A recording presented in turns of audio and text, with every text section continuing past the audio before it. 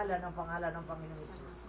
Kaya Panginoon, ang dugo ng Panginoon Hesus na nakabalot sa kanila, sa kanyang mga anak, sa lugar na iyon, hanggang sa kanilang pag-ibig.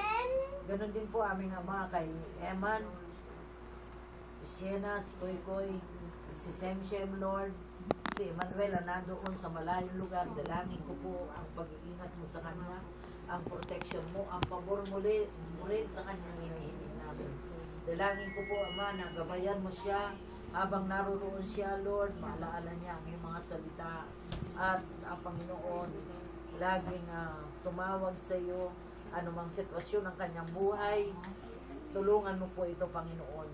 Ayos mo ang kanyang buhay, maging ang si Sienna po, Panginoon, silang mag-asawa. Tulungan mo, Panginoon, na magkaroon ng unity at magkaroon ng shalom, kapayapaan sa kanilang buhay, protection, Panginoon, kay Sienna, kay Semshem, kay Koy, kay Eman, at lahat, Panginoon, ang benefits of the cross ay declare sa kanilang mga buhay.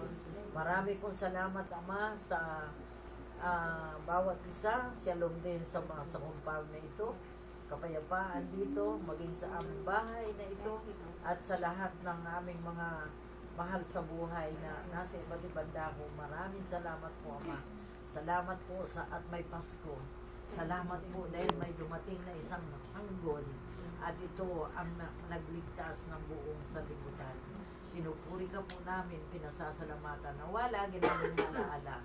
Kaya may Pasko dahil nariyan ang Panginoong Hesus isinilang upang tubusin kami sa lahat ng klase ng sumpa at ng kasalanan. Kaya maraming pong salamat, aming Ama. Sa mga darating na taon, nawa mapuri ka namin, maluwalhati ka sa buhay ng bawat isa sa amin. Pinupuri ka po namin, pinasasalamatan ka. Ito po ang aming dalangin sa pangalan ng Panginoon Hesus. Amen.